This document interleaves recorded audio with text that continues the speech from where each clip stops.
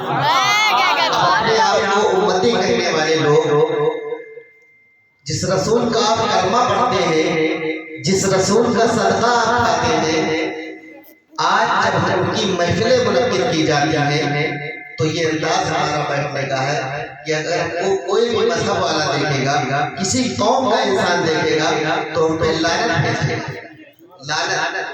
इसलिए कि नबी की महफिल है, अदब से बैठा है। अगर बात समझ में ना आए तो धीरे से उनके घर चले जाएगा, लेकिन माहौल खराब ना किया। आप सुभान अल्लाह ने बोली, माशाअल्लाह ने बोली, बैठे लेकिन अदब का लिहाज ना किया। हजरात, गालिबन मैं दूसरी बार आया हूँ, कितने लोग जानते हैं मुझे बताएं हाथ उठाकर। दूसरी बार आया हूँ, लेकिन एक बार बहुत छोटा मतलब आया था, अब की बार थोड़ा सा तो अब की बार समझा गया हूँ ताकि अब ना भूलो। अब जब मुलाकात होगी ना तो होश में बैठो और जोश में भी बैठो, लेकिन अदब का लिहाज पास रखते, अदब का लिहाज जरूरी है बाबा। मैं बिल्कुल अकीदत के साथ ये बात समझाना चाहता हूँ। आज महफिलें हम करते तो जरूर हैं, तकरीरें भी अच्छे खुतबा की सुनते हैं, एक अच्छी निज़ामत आप समाज में कर रहे हैं, लेकिन हम सीखते क्या है? कुछ भी नहीं। हम यहाँ से जब जाते हैं तो जैसे ही आते हैं वैसे ही जाते हैं। अभी नकीब साहब ने कहा, एक बात कही, बहुत अच्छी बात लगी हमको कि जलसे सुनते हैं उसमें पैसा भी खर्च करते हैं, बहुत बड़े बड़े शोरा को बुलाते हैं, दावत देते हैं, लोग आते हैं अपना लिफाफा लेकर के चले जाते हैं, लेकिन आपकी झोली में कुछ नहीं डालते। तो किरदार क्या होना चाहिए कि अगर हम नमाज के बारे में सुने तो हम नमाज पढ़ें, अगर हम ये सुने तकरीर में कि अपने वालिदैन की इज्जत करो, बाप के हाथ की दस्तबोसी करो, माँ के कदमों को चूमो, अगर हम इसको सुनते हैं तो हमें और आपको चाहिए अमल करना। सबसे अहम चीज क्या है? महफिल छोटी है, इसको ना देखते, माइक है कि नहीं इसको ना देखो, डेकोरेशन कैसा हुआ है इसे ना देखो, ये देखो कि बात कौन सी बताई जाती है। बात किसी दुनियादार की नहीं बताई जाती, जो बात यहाँ से होती है वो रसूले किरदार की बात होती है, महबूबे किरदार की बात होती है। तो उस बात को मोहब्बत से सुनो और गांठ बांध के उठो कि ना 5 टाइम हो सकेगा 2 टाइम जरूर नमाज पढ़े। नौजवानों नमाज की आदत डालो। आज मोबाइल से खेलने की आदत हो गई है, इस आदत को छोड़। और अभी नकीब साहब ने 2-3 बात ऐसी कही कि उसी मौजूद में बोलने का दिल कर रहा है कि फजर के वक्त तो सोते रहते हैं, लेकिन जब सूरज तुलू होता है तो जितने मुफ्ती होंगे वो ऐसा कौल अक़वाले ज़र्री कहा था, ऐसी सी बात लिखेंगे, किसी की डीपी देखो तो लिखेंगे वालिदैन की इज्जत, इतने हज का सवाल मिलता है, लेकिन घर में कोई नहीं करता। वालिदैन से झगड़ा करके मोबाइल फोन लाए, उसी मोबाइल फोन में क्या डीपी डाल रहे हैं, इमाम की इज्जत करो, बड़े भाई की कदर करो, अपने आलिमों की इज्जत करो, अपने गांव के इमाम की इज्जत करो।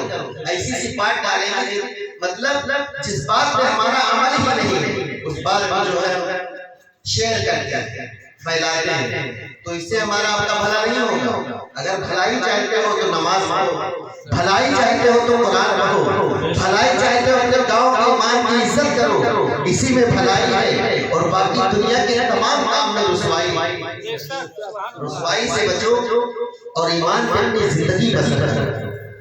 अब मैं इजाजत हो तो अपने स्टेज हुजूर सैयद साहब का मिला, इनकी इजाजत हो तो मैं 2-3 शेर में भी पढ़ दूं। जी साहब कितने लोग सुनेंगे? सुनोगे सब? फॉर्मेट कौन मार सब बच्चे बड़े होशियार हैं, बहुत तेज कैच करते हैं, लेकिन मेरी बात कितनी कैच करते हैं। हंस लो मुस्कुराने वाली बात गौर से। बहुत पहले एक शायर गुजरे हैं राज इलाहाबाद, उन्होंने एक मिसरा बल्कि कलाम पूरा लिखा था। क्यों आगे रो रहा है मोहम्मद के शहर में, क्यों आगे रो रहा है मोहम्मद के शहर में, हर दर्द की दवा है ہر درد کی دوا ہے محمد کے شہر میں. یہ تو راز آبادی نے کہا تھا، لیکن اسی کی تصمیم کیا ہمارے استاذ محترم حضرت علامہ مولانا مفتی اسرار صاحب قبلہ مصباحی کہ سب کو بتا دوں کیا ہے محمد کے شہر میں. بولو سب کو بتا دوں، سب کو بتا دوں کیا ہے محمد کے شہر میں. ہمارا جنت کا راستہ ہے محمد کے شہر، جنت کا راستہ ہے محمد کے شہر میں. اور مٹی تو شفا دیتی ہے اس در کی مگر مٹی تو شفا دیتی ہے. وہ انسان خوش نصیب ہے جس نے اپنی آنکھوں سے مدینہ دیا. یاد رکھو مسلمانوں، تم لال قلعہ دیکھو نہ دیکھو، تاج محل دیکھو نہ دیکھو، تم انڈیا گیٹ دیکھو نہ دیکھو، اگر تم جس آنکھوں نے مدینہ نہیں دیکھا، رب کعبہ کی قسم اس نے کوئی چیز نہیں دیکھا. اور جن آنکھوں نے مدینہ دیکھا اس نے دنیا کی سب سے اہم چیز دیکھ لی، اور سب سے بہترین چیز کی زیارت کر کے وہ پلٹ کر ہندوستان میں آئے. اور جو میرے آقا کا فرمان تھا اس پہ عمل کر کے اپنی زندگی جو بسر کرے وہی بہترین انسان ہے. شیر لینے کی مٹی تو شفا دیتی ہے اس در کی مگر مٹی تو شفا دیتی ہے اس در کی مگر سن ہر درد خود دوا ہے محمد کے شہر. ہر درد دوا ہے. نعرہ تکبیر محمد کے شہر رسالت جشن عید میلاد النبی فیضان حضور مخدوم سیدنا. نعرہ تکبیر نعرہ رسالت. مٹی تو شفا دیتی ہے اس در کی مگر سن ہر درد خود دوا ہے. بولو یار محمد کے شہر سب جانتا ہے. ہر درد خود دوا ہے محمد کے شہر میں. اور ہر پھول میں خوشبو کہاں ہوتی ہے بتاؤ. اس کا نام کیا ہے؟ بہگما. بہنا جانا آپ لوگ بچے رہے. شیر دیکھو کہ ہر پھول میں خوشبو کہاں ہوتی ہے بتاؤ. دنیا کا ہر پھول دنیا کا ہر پھول نہیں مہکتا. اب کوئی کھڑا ہو کے نہ کہہ دے کہ بہگما کا بیہا بھی مہکتا ہے. دنیا کا ہر پھول نہیں مہکتا، لیکن آپ دیکھو پتے کا ذکر میں کر رہا ہوں. ہر پھول میں خوشبو کہاں ہوتی ہے بتاؤ. ہر پھول میں خوشبو کہاں ہوتی ہے بتاؤ. اما ہر پتا مہکتا ہے محمد کے شہر. ہر پتا مہکتا ہے محمد کے شہر میں. اور مردے کو زندہ کر دیے تھے حضرت عیسیٰ. مردے کو زندہ کر دیے تھے حضرت عیسیٰ. اما پتھر بھی بولتا ہے، پتھر بھی بولتا ہے، پتھر بھی بولتا ہے محمد کے شہر میں. اور اس پر قسم خدا کی جہنم حرام ہے. اس پر قسم خدا کی جہنم حرام ہے. مومن جو مر گیا ہے محمد کے شہر. سورہ پاک پڑھیں اللہم صلی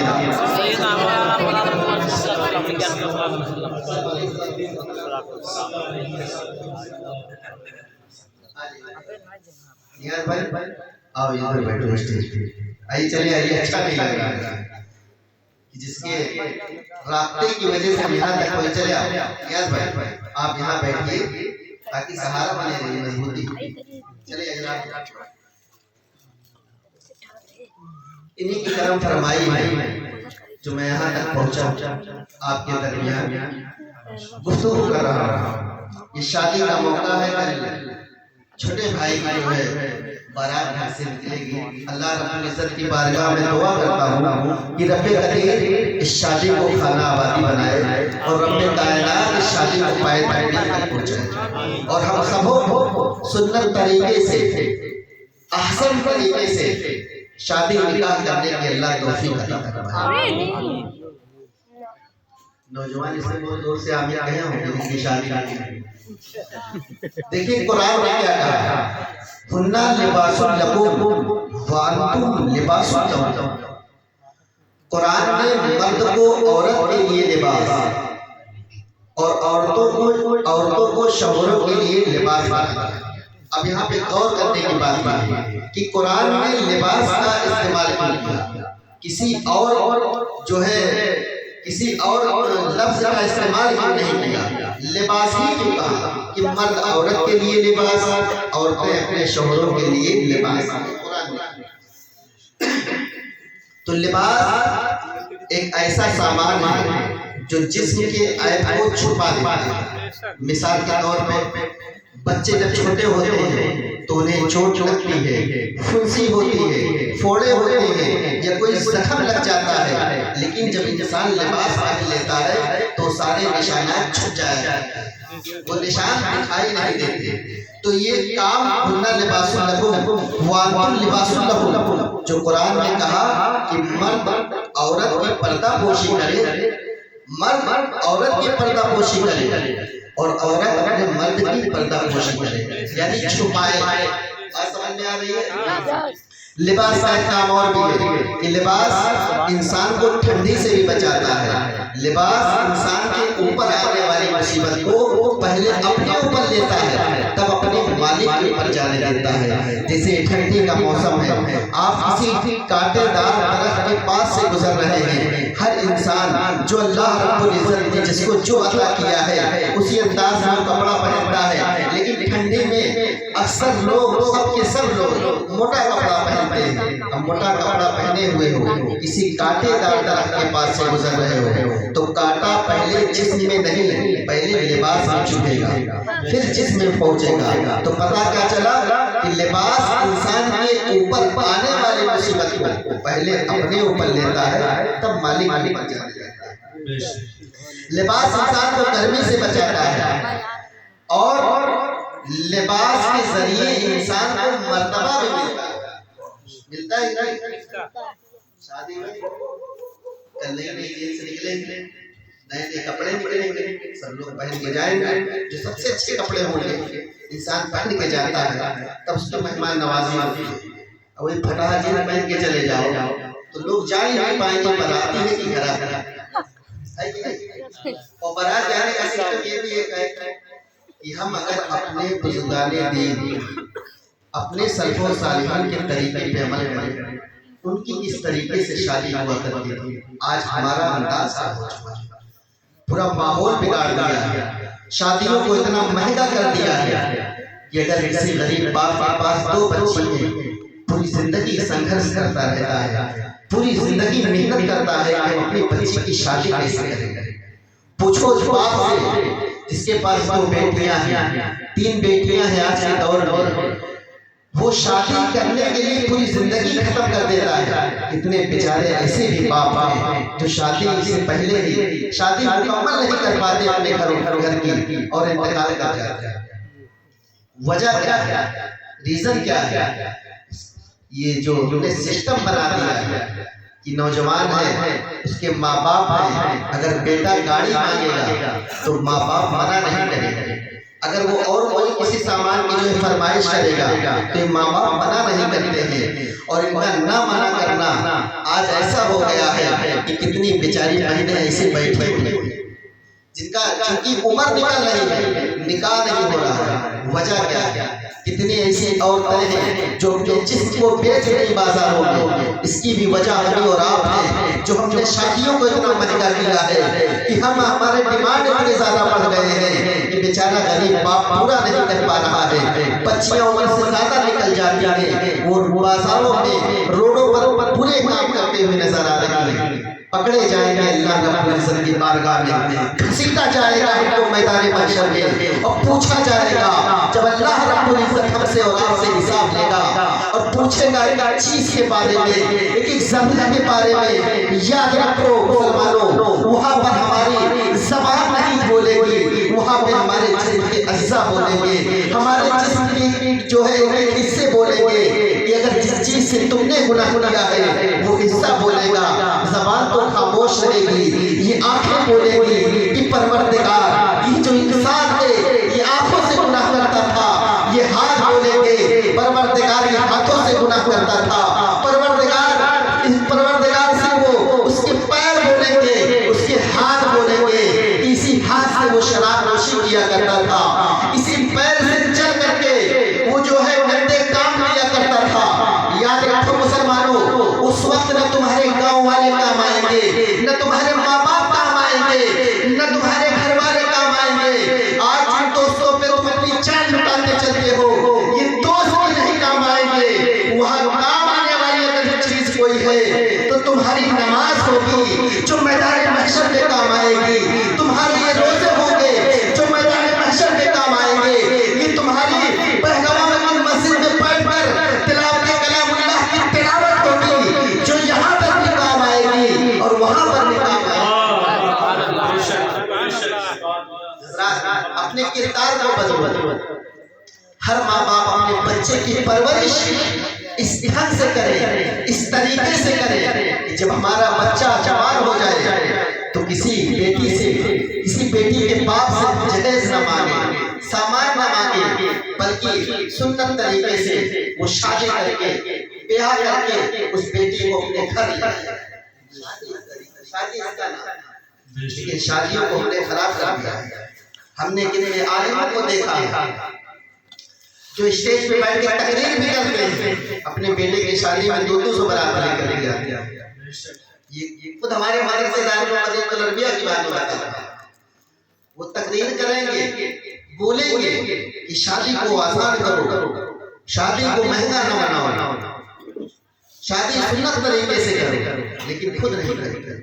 یہی غلطیاں، یہی کمیاں ہمارے اندر ہیں جو آج ہم کہاں تھے اور کہاں چلے گئے۔ مسلمانوں اپنے کردار کا ساتھ، اور میں تمام والدین سے یہ گزارش کروں گا کہ اپنے بچوں کو دین کی پڑھائی سکھاؤ۔ ہم کبھی نہیں، میں نے کہا کہ ڈاکٹر نہ بناؤ، انجینئر نہ بناؤ، پروفیسر نہ بناؤ، سب بناؤ، لیکن دین ضرور سکھاؤ۔ پہلے دین سکھا دو تاکہ بچہ کبھی شراب کو ہاتھ نہ لگائے، دین اتنا سکھا دو کہ بچہ کبھی بڑا ہونے کے بعد زنا کے قریب نہ جائے، بچہ کبھی جو ہے بربادی کی طرف نہ جائے، جب بڑھے تو آبادی کی طرف بڑھے، جب اس کے قدم اٹھے تو نیک کام کی طرف اٹھے، جب اس کا ہاتھ اٹھے تو کسی نیک کام کی طرف اٹھے۔ اس طریقے سے اپنے بچوں کی پرورش کریں، اور نہیں یاد رکھو اس کے لیے بھی میدان محشر میں پکڑے جاؤ۔ آج جو ماں باپ اپنے بچوں کی اچھی پرورش نہیں کر رہے ہیں، جب یہ بچے ہوں گے، جب فرشتے ان کو گھسیٹتے ہوئے جہنم کی طرف لے جا رہے ہوں گے، یہی اولادیں پروردگار سے کہیں گی اے اللہ رب العزت، میرے باپ نے کبھی نماز پڑھنے کے لیے مجھ سے نہیں کہا تھا، کبھی روزہ رکھنے کے لیے نہیں کہا تھا، کبھی قرآن پڑھنے کے لیے نہیں کہا تھا، کبھی فرما برداری کے بارے میں نہیں بتایا تھا، کبھی رسول کی تاریخیں پڑھ کر کے نہیں سنائی تھی، جس کی وجہ اللہ جہنم میں جائے۔ پروردگار کا ارشاد ہوگا فرشتوں رک جاؤ، اس کے باپ کو بلا کر کے لے کے آؤ، اور باپ کے ساتھ گھسیٹتے ہوئے جہنم میں چلے جائیں۔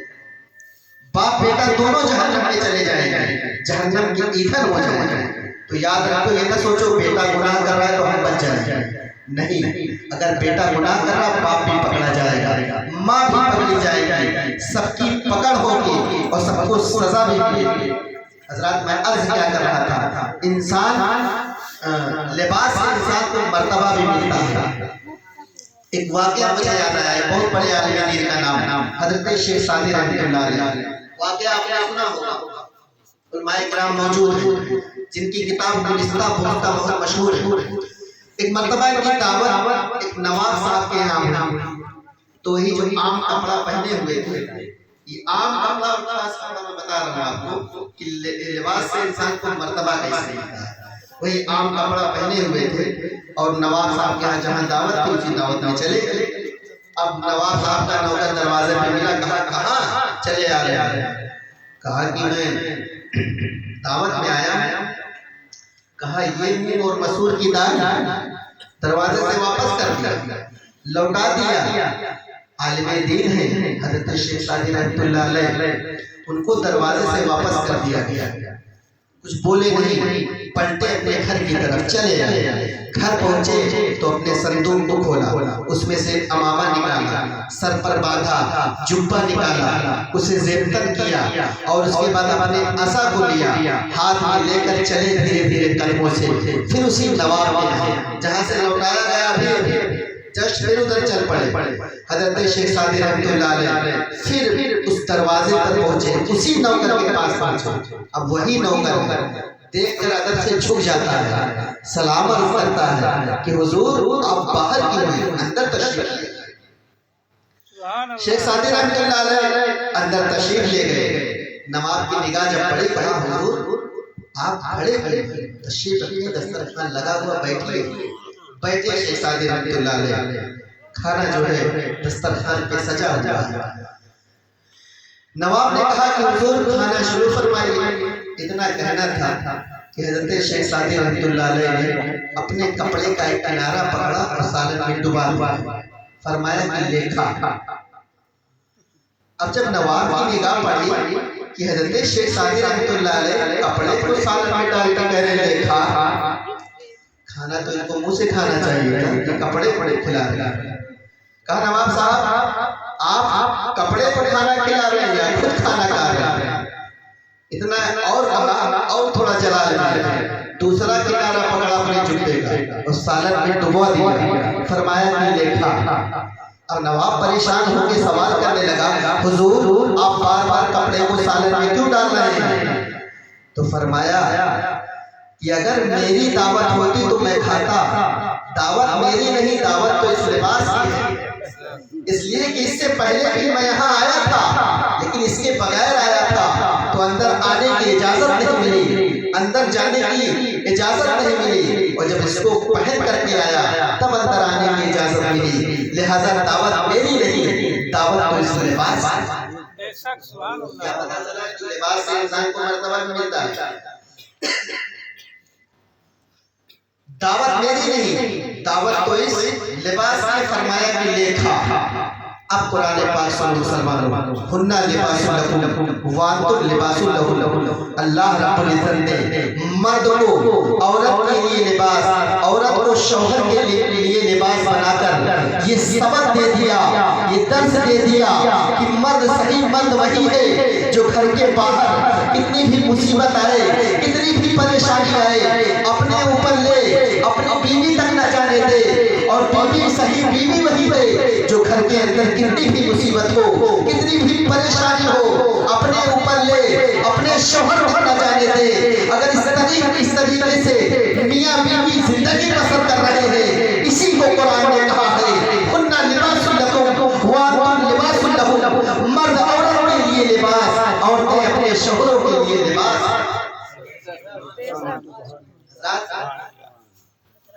ہمارے سلف و صالحین کی بیویاں تھیں، اپنے شوہروں کے لیے مکمل طور پر لباس بن جاتے ہیں۔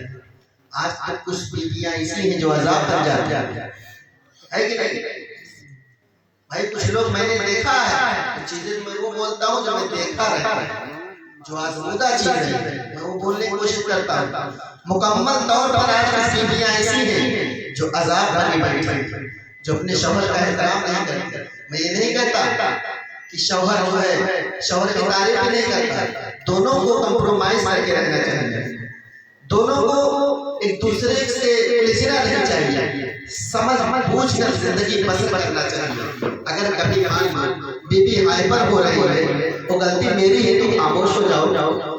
بیوی بھی کبھی دیکھے کہ شوہر میرا جو ہے تھوڑا غصے میں آیا ہے تو خود تھوڑا سے نارمل ہو جائے، لیکن اسی پہ جب غصہ ہو جاتے ہیں دوسرے لوگ تو بات بگڑ جاتی ہے، اور آج کل طلاق کی نوبت بہت جلدی آ جاتی ہے، تو اس سے بچنا چاہیے۔ شادی تو وہ ہے یار، شادی کا جوڑا، نکاح تو وہ چیز ہے جس میں چھوڑنے کی بات ہی نہ آئے، اتنا کمپرومائز ہونا چاہیے۔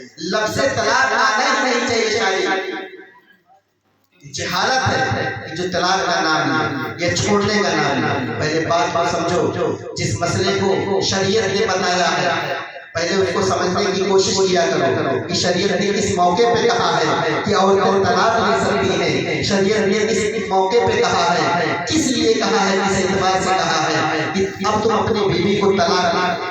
سارے مواقع مسئلے کتاب میں لکھے ہوئے ہیں، علماء کرام موجود ہیں، آپ پوچھیں ان سے تب کوئی ایسا بڑا فیصلہ۔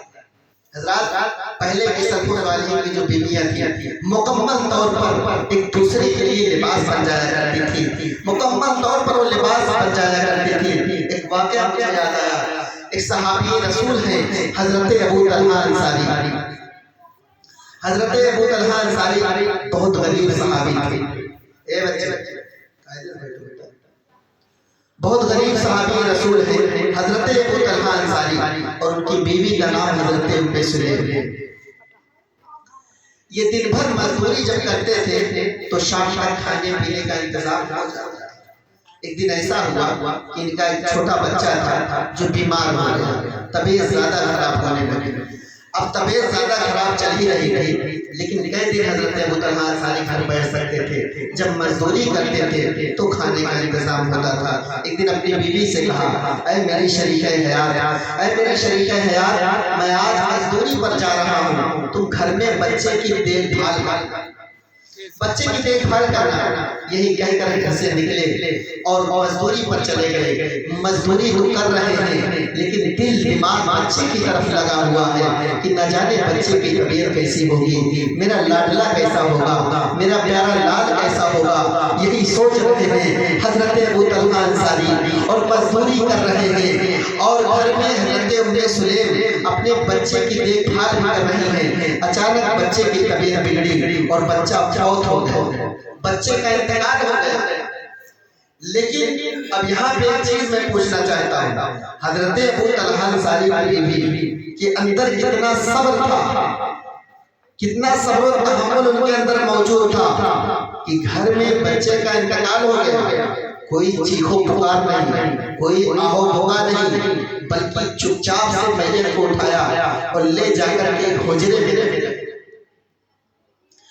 میں رکھ دیا۔ گھر میں جو کچھ موجود رہتا ہے کھانا بناتی ہے، پانی جو ہے کھانا پانی بناتی ہے، اور اس کے بعد نہا دھل کر ایک اچھا لباس۔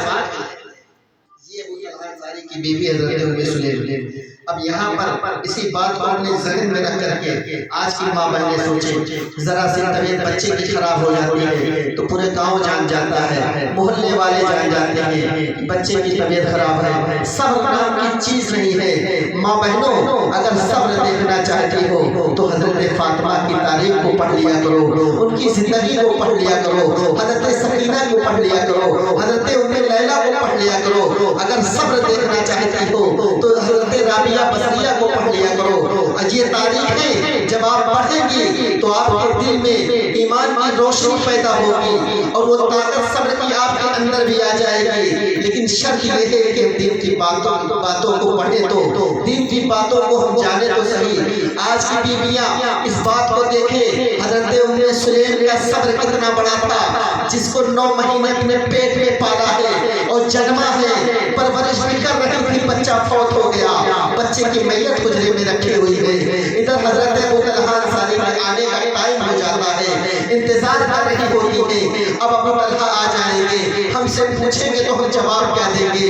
لیکن حضرت ابو طلحہ انصاری جیسے ہی اپنا قدم گھر کے اندر رکھتے ہیں، پہلا سوال کرتے ہیں، فرسٹ کوسچن کرتے ہیں کہ ام سلیم بتاؤ بچے کی طبیعت کیسے؟ بھائی سب جتنے بھی والد ہوں گے، ماں باپ میں سے کوئی بھی ہو اور کسی کے پاس بھی بچہ ہو، دونوں تو ایک ہی خیریت پوچھیں گے کہ بچہ کیسا ہے۔ بچے کے بارے میں جب پوچھا تو بڑا پیارا جواب دیا۔ جواب کیا تھا؟ ملاحظہ فرمائیں، جواب دیا کہ بچے کی سانس ٹھہرنے کے اب 2 مطلب۔ سردی میں بچہ سانس تیزی سے لے رہا تھا، سانس ٹھہر گئی یعنی آرام ہو گیا، سانس ٹھہر گئی یعنی آرام ہو گیا۔ لیکن ام سلیم کے کہنے کا مطلب یہ نہیں تھا، ان کے کہنے کا مطلب یہ تھا کہ جب تک انسان کے اندر سانس چلتی ہے، سانس باقی رہتی ہے، انسان زندہ رہتا ہے۔ جب سانس رک جاتی ہے، انسان مر جاتا ہے، دنیا سے کوچ کر جاتا ہے، اس دنیا کو خیر آباد کہہ دیتا ہے۔ حضرت ابو طلحہ انصاری ان کی باتوں کو اچھے طریقے سے سمجھے نہیں، گھر کے اندر داخل ہوئے، جو کچھ اللہ نے انہیں دیا تھا کھاتے ہیں پیتے ہیں، میاں بیوی دونوں آرام کرنے کے لیے بستر پہ جب تشریف لے جاتے ہیں تو وہاں پر بڑے عقیدت کے ساتھ، بڑی محبت کے ساتھ حضرت ام سلیم کہتی ہیں اے میرے سرتاج کیا میں آپ سے کچھ سوال کر سکتی ہوں؟ پوچھنے کا طریقہ دیکھو، پوچھنے کا طریقہ دیکھو، انداز دیکھو، کہتی ہے کیا میں آپ سے کچھ سوال کر سکتی ہوں؟ حضرت ابو طلحہ انصاری فرماتے ہیں پوچھو، کیا پوچھنا چاہتی ہو؟ تو کہتے ہیں کہ اگر آپ کے پاس کسی نے کوئی چیز امانت کے طور پر رکھ دیا ہو اور کچھ دن کے بعد وہ اپنی امانت کو واپس لے جانا چاہے تو آپ کو اس کی امانت لوٹانے میں کوئی تکلیف تو نہیں ہوگی؟ دیکھیے درس کتنا پیارا ہے، درس کتنا پیارا ہے، کوئی تکلیف تو نہیں ہوگی۔ تو حضرت ابو طلحہ انصاری فرماتے ہیں کہ اس میں تکلیف کی کیا بات ہے؟ بھائی اس امانت کا مالک میں نہیں ہوگا، وہی ہوگا جس نے امانت رکھا ہے، وہ جب چاہے گا میں اس کی امانت کو واپس کر دوں گا، لوٹا دوں گا۔ تب ام سلیم فرماتی ہے کہ میرے سرتاج اللہ رب العزت نے ہمیں اور آپ کو ایک بچہ عطا کیا تھا اور اس نے اپنی امانت کو واپس لے لیا ہے، بتاؤ تم راضی ہو کہ نہیں راضی؟ حضرت ابو طلحہ انصاری فرماتے ہیں ام سلیم یہ تم کیا کہہ رہی ہو؟ کیا بچے کا انتقال ہو گیا؟ کہتی ہیں ہاں بچے کا انتقال ہو گیا۔ حضرت ابو طلحہ انصاری فرماتے ہیں چلو میرے بچے کی میت مجھے دکھاؤ، بچے کی میت کہاں رکھے ہو؟ حضرت ابو طلحہ انصاری اپنے بیٹے کو دیکھنے کے لیے جیسے ہی حجرے میں قدم رکھتے ہیں ادھر مسجد نبوی سے اذان کی آواز آتی ہے۔ ابو طلحہ انصاری کا دل فیصلہ کرتا ہے اب بچے کی میت کو بعد میں دیکھوں گا، مسجد نبوی کی اذان پہ لبیک پہلے، مسجد نبوی کی اذان پہ لبیک پہلے کہوں گا۔ آج تو سر پھٹنے لگتا ہے، سر پھٹکنے لگتے ہیں، لوگ غصے میں آ جاتے ہیں، لیکن صبر دیکھو، جس کے اندر صبر ہوتا ہے تو قرآن کا اٹل فیصلہ ہے ان اللہ مع الصابرین، صبر کرو اللہ تمہارے ساتھ ہے۔ ایمان اتنا مضبوط رہنا چاہیے، اتنا قوی رہنا چاہیے کہ ہمارے اندر یہ باتیں پائی جائیں، اس صبر کا دامن مضبوط ہاتھوں سے پکڑے رہو اور کبھی بھٹکو نہ، کبھی جو ہے در بدر کی ٹھوکریں نہ کھاؤ، صبر کے ساتھ زندگی کو بسر کرو گے، زندگی بھی سنور جائے گی، آخرت بھی بن جائے گی۔ بچے کی میت کو نہیں دیکھ رہے ہیں، حضرت ابو طلحہ انصاری سیدھا مسجد نبوی نکل جاتے ہیں، نبی کریم صلی اللہ تعالیٰ علیہ وسلم کے پیچھے نماز کو ادا کرتے ہیں، معمول کے مطابق، دستور کے مطابق تمام صحابہ کرام اسی طریقے سے بیٹھ جاتے ہیں۔ میرے آقا ان کو اچھی اچھی باتیں بتاتے ہیں، اچانک سے میرے آقا کی نظر جب ابو طلحہ انصاری پر پڑی تو میرے آقا لمحے کے لیے رک جاتے ہیں اور فرماتے ہیں اے ابو طلحہ کیا تم غمگین ہو؟ کہتے ہیں ہاں یا رسول اللہ میں غمگین ہوں، رنجیدہ ہوں۔ تو میرے آقا فرماتے ہیں ابو طلحہ پریشان ہونے کی ضرورت نہیں ہے، غمگین ہونے کی ضرورت نہیں ہے، آج میاں بیوی نے ایسا کام کیا ہے کہ جس سے اللہ بھی خوش ہے اور رسول اللہ بھی خوش ہے۔ میرے آقا دعا فرماتے ہیں اے ابو طلحہ آپ کو اللہ رب العزت اس سے اچھا بچہ عطا فرمائے۔ تو شادی اگر دینداری پر ہو تو اللہ رب العزت شادیوں میں برکتیں عطا فرمائے۔ درود پاک پڑھنے اللہم صلی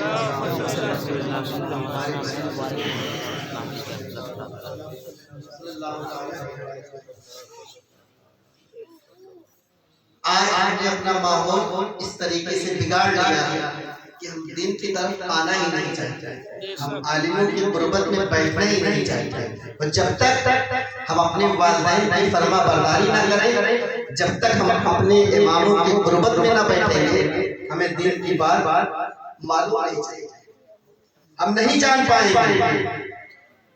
ایک بات میں کہوں، آج جس گاؤں 8 عالم 10 عالم، پہلے کتنی کمی رہتی تھی کہ گاؤں میں بڑی مشکل سے ایک عالم پائے جاتے، لیکن آج اور لوگ سدھرے رہتے ہیں، یہ بھی بات ہے، ایک عالم پائے جاتے تھے اور لوگ سدھرے بھی رہتے تھے، لیکن آج کثرت سے عالم پائے جاتے ہیں، کثرت سے عالم پائے جاتے ہیں، لیکن اس کے باوجود بھی ہم جو ہے سدھرنے کے لیے تیار نہیں ہیں۔ پہلے ایک بات جاننے کے لیے آپ پچھوچا جانا پڑتا اور آگے اکبر پور جانا پڑتا، سلطان پور جانا پڑتا تھا، لیکن اب اللہ کا کرم اتنا زیادہ ہو گیا ہے کہ گھر ساری کتابیں گاؤں میں موجود ہوتی ہے، عالم موجود ہوتے ہیں۔ آپ ان سے پوچھ لیجئے کہ امام صاحب نماز پڑھنے کا طریقہ کیا ہے، قرآن پڑھنا کیسے سیکھیں، والدین کی فرما برداری ہم کیسے کریں، اپنے بڑوں کی مثل کیسے کریں، چھوٹوں پہ شفقت ہم کیسے کریں۔ آپ آئیں تو صحیح امام صاحب کے پاس، آپ آئیں گے تب نہ سیکھیں گے کہ گھر بیٹھ کر کے موبائل چلا کر کے کرکٹ کھیل کے ہم کب تک اپنی زندگی کو بسر کر سکتے ہیں۔ زندگی اگر اچھی جینے چاہتے ہو تو دین کی طرف آؤ۔ یاد رکھو، میں بات کہہ رہا تھا کہ دنیا کی کوئی چیز آخرت میں کام نہیں آئے گی سوائے نیک عمل، وہ چاہے سید صاحب قبلہ ہو، کوئی قبلہ ہو، عوام الناس ہو، عوام ہو یا خاص ہو، سب پکڑے جائیں، پوچھا سب دے جائیں۔ اور جو جنت کو جو راستہ گیا ہے اس راستے کا نام بھی معلوم ہے، کیا نام ہے بچوں؟ پل صراط۔ یاد کر لو، کم سے کم ایک چیز یاد کر، جنت کو جو راستہ گیا ہے اس کا نام کیا ہے؟ پل صراط۔ اب اس کی خاصیت بھی دیکھو کہ تلوار سے زیادہ تیز، بال سے زیادہ باریک، چلو گے کیسے؟ اس کے بارے میں سوچو۔ یہ نہ سوچو کہ بس خالی میں زمین لیں گے گھر بنوا لیں گے، گھر تو بنوا لو گے، زندگی تو کاٹ لو گے، 50 سال 60 سال یا 80 سال، اس سے زیادہ جینا ہی نہیں۔ اللہ کا کرم ہو گیا تو 100 سال مان، اس سے زیادہ تو نہیں جیو۔ اب جنریشن جو چل رہی ہے تو سارے خواب کو ہم اپنے ذہن میں سجاتے ہیں، یہاں سے نکل کر یہ کرنا ہے وہ کرنا ہے، کرو دینداری میں رہ کر کے اتنا خرچ کرو کہ فضول خرچی میں نہ ہے، پوچھا نہ ہے، اتنا کھاؤ اتنا پہنو، جو طریقہ اسلام نے بتایا اس کو سیکھو۔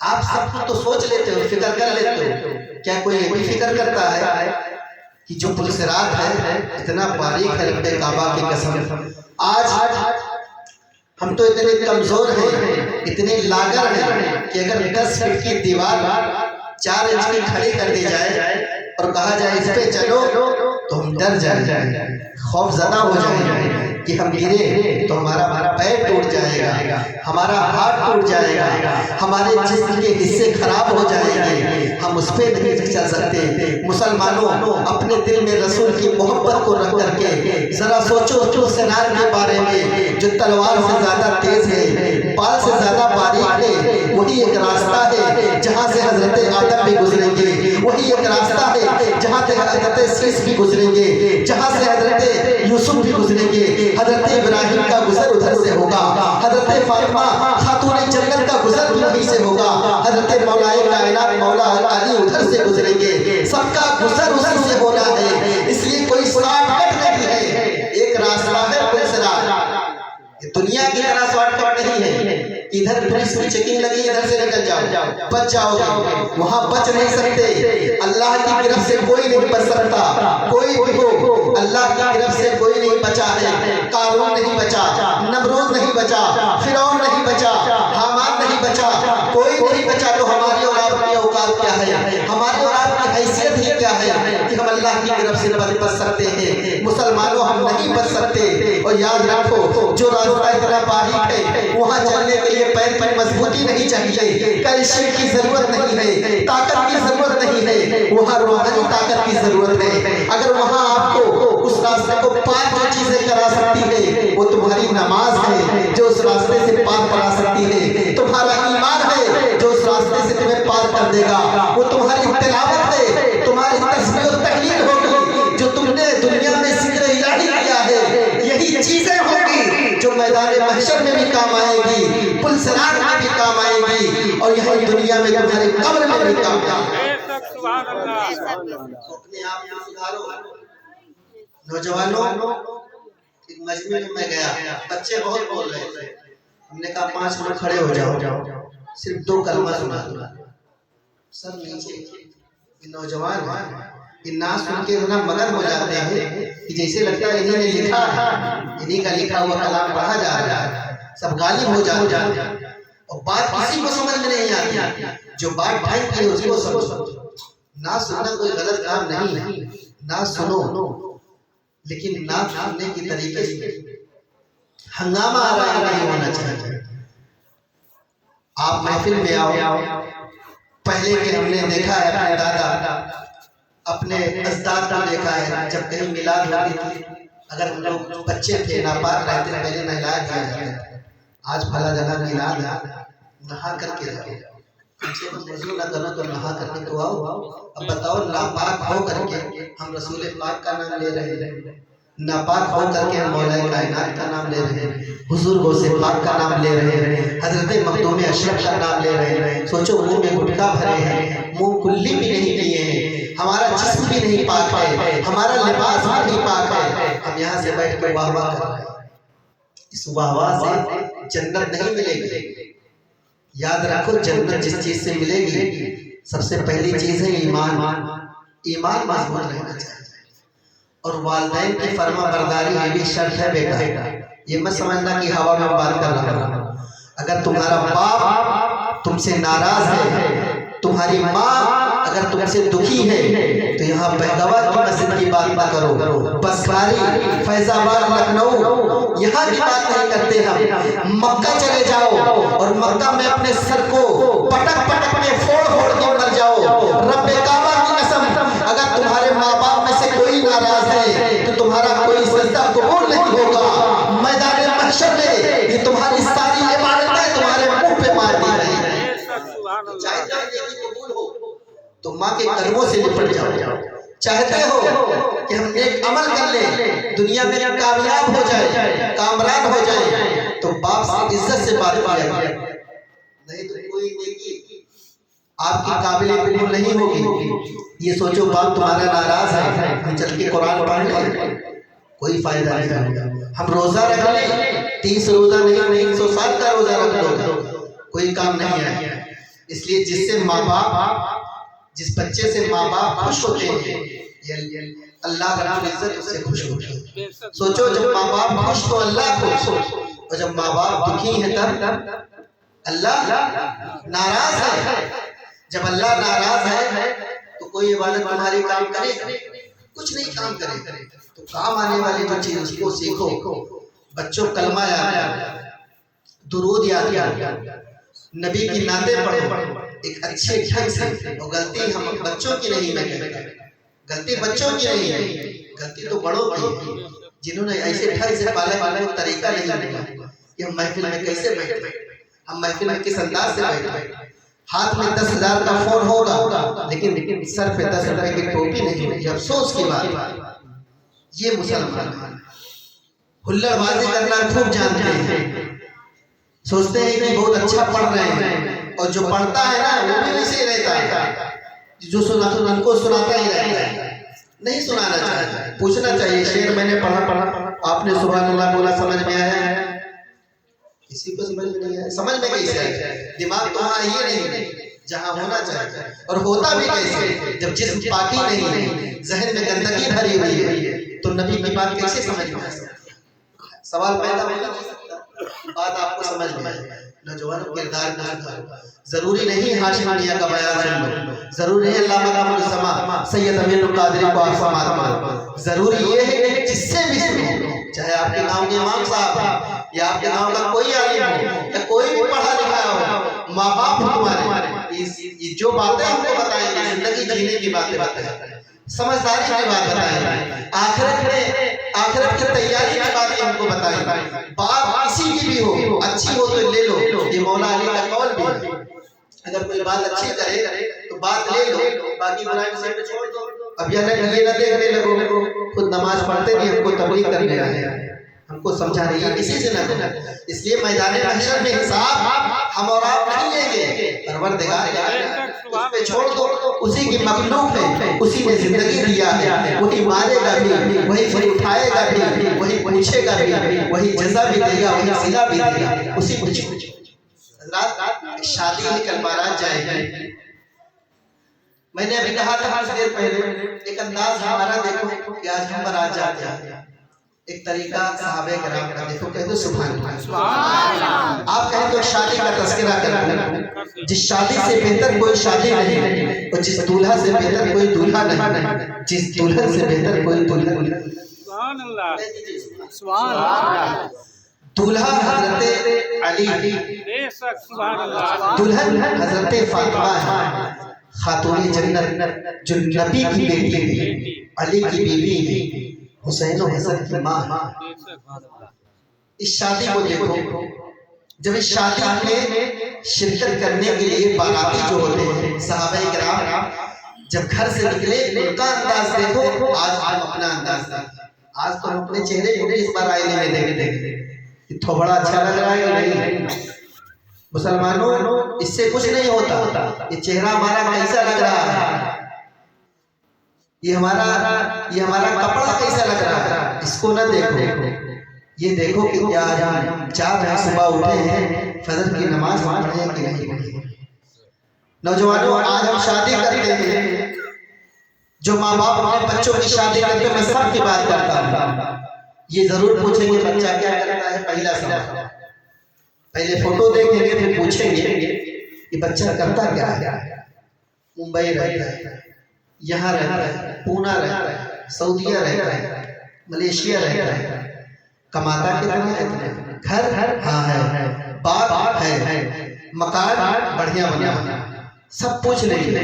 لیکن سوچو اپنے ہر نوجوان خود سوچے، ہر ماں باپ خود سوچے. ہم نے سب تو پوچھ لیا، کیا ہم نے یہ بھی پوچھا کہ آپ کا بیٹا جمعے کی نماز میں پڑھتا ہے؟ کیا آپ کا بیٹا قرآن کی تلاوت بھی کرتا ہے؟ کیا آپ کا بیٹا تسبیح و تحلیل بھی کر لیتا ہے؟ کیا آپ کا بیٹا والدین کی عزت بھی کر لیتا ہے؟ نہیں پوچھتے. چاہے بیٹی دیکھتے تب بھی نہیں پوچھتے. چاہے بیٹا دیکھتے ہاں بی اے کیے، بی ٹیک کیے، بی ایس سی کیے، سب دیکھ لو گے. ایک بار یہ بھی پوچھ لیا کرو کہ قرآن پڑھے کہ نہیں پڑھے، اچھے ڈھنگ سے قرآن پڑھ لیتی ہے کہ نہیں، کیا اس کے ترجمے کو بھی پڑھ لیتی ہے. ساری کمیاں ہمارے اندر. سب چیز وہ دیکھیں گے جو فنا ہے، عمل کسی کا نہیں دیکھا جاتا. شادی کرو مسلمانوں، نیک عمل دیکھ لیا کرو. ہم چاہے اپنے بھائی کی شادی کریں یا اپنی بہن کی شادی کریں، اسی حساب سے دیکھا کریں جس حساب سے ہم اپنی بہن کی زندگی کو جو ہے جلا رہے تھے، جس طریقے سے ہم اپنی بہن کی پرورش کیے تھے، اپنے بیٹے کی پرورش کیے تھے، اسی انداز سے ہمیں اور آپ کو رشتہ بھی تلاش کرنا چاہیے کہ ہماری بہن کس طریقے سے پرورش پا رہی تھی، ہمارا بھائی کس طریقے سے پرورش پا رہا تھا. اسی انداز سے ہم اپنے بچے یا بچیوں کی شادیاں کریں. تو شادی دینداری کا نام ہر اینگل سے کوئی بھی مولانا آ جائے، شادی دینداری کا نام ہے. اور دوسری کسی چیز کا نام شادی نہیں. شادی کرو گناہ سے بچو، شادی کرو آدھا ایمان مکمل. تو شادی میں بڑی برکت ہے. شادی کرو اللہ رب العزت گناہوں سے بچا لیتا ہے. جو شادی کر لیتے ہیں ایک دوسرے کے لیے پردہ پوش بن جاتے ہیں. تو شادی دینداری کا نام ہے اور دینداری میں برکت اللہ نے عطا فرمائی ہے. دیکھیں حضرت علی رضی اللہ تعالی عنہ، جب حضرت علی کی شادی میں شرکت کر رہے تھے صحابہ کرام، ان کا انداز دیکھو. حضرت ابو بکر گھر سے باہر جب نکلے ہیں بارات جانے کے لیے تو گھر سے قرآن پڑھتے ہوئے جا رہے ہیں. حضرت عمر فاروق گھر سے باہر قدم کو نکالتے ہیں تو قرآن پڑھتے ہوئے جا رہے ہیں. حضرت عثمان غنی گھر سے باہر نکلے تو قرآن پڑھتے ہوئے جا رہے ہیں. حضرت عبداللہ ابو زبیر گھر سے باہر نکلے تو قرآن پڑھتے ہوئے جا رہے ہیں. حضرت بلال گھر سے باہر نکلے تو قرآن پڑھتے ہوئے جا رہے ہیں. حضرت علی مولائے کائنات کا دولہا بنے ہوئے ہیں، وہ بھی قرآن کا ذکر کر رہے ہیں، قرآن کی تلاوت فرما رہے ہیں. فاطمہ گھر میں دلہن بنی ہے، فاطمہ بھی قرآن پڑھ رہی ہے. فاطمہ کی جتنی سہیلیاں ہیں وہ بھی قرآن پڑھ رہے ہیں. اب یہیں پر مجھے کہہ لینے دیا جائے کہ جس بارات میں باراتی بھی قرآن پڑھے، گھراتی بھی قرآن پڑھے، دلہا بھی قرآن پڑھے اور دلہن بھی قرآن پڑھے، تب جو بچہ پیدا ہوتا ہے تاریخ اسلام میں اسی بچے کا نام امام حسین ہوا کرتا ہے، جو اسلام کی ڈوبتی ہوئی نیا کو بچا لیتا ہے.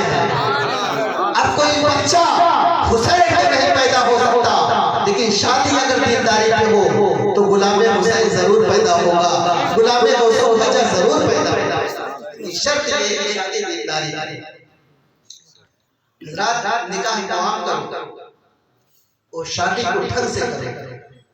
اگر ہم کسی ایک غریب بیٹی سے شادی کر لیں گے اس کی جزا اللہ رب العزت بہت بڑی ہم کو عطا فرمائے گا. ہم اندازہ نہیں کر سکتے کہ اگر ہم کسی غریب کی بیٹی کو بیاہ کر کے لے کر سے اپنے گھر چلے جائیں اور وہ شادی پائے تعمیر تک پہنچ جائے، سمجھ لو آپ نے جنت کا ایک روح اپنے نام کر یہ مرتبہ ہے. لیکن شرط یہ ہے یا آپ خود پہلے اپنے دیندار بن. ہم سب کچھ پوچھتے ہیں یاد رکھو مسلمانوں. پھر ایک بار کہہ دے رہا ہوں کہ بچے جتنے بھی یہاں ہیں سب نوجوانوں سے گزارش کروں گا کہ پیارے بچوں سب سے پہلی چیز جو ہے اپنے ماں باپ کی تم عزت کرنا سیکھ جاؤ. اگر باپ کسی چیز سے روکے رک جاؤ، ماں کسی چیز سے روکے تو رک جاؤ، اس لیے کہ ان سے بہتر تمہارے لیے کوئی نہیں سوچ سکتا، ان سے بہتر تمہارے لیے کوئی جان نہیں سکتا. جس نے تم کو پیدا کیا ہے وہی تمہارا سب سے اچھا رہبر ہے. اور ماں کی گود پہلا مدرسہ ہوا کرتا ہے. پہلی تعلیم جو ہوتی ہے وہ ماں کی گود سے، اور تعلیم تو یہاں تک ہے کہ تم تعلیم حاصل کرو ماں کی گود سے لے کر قبر تک.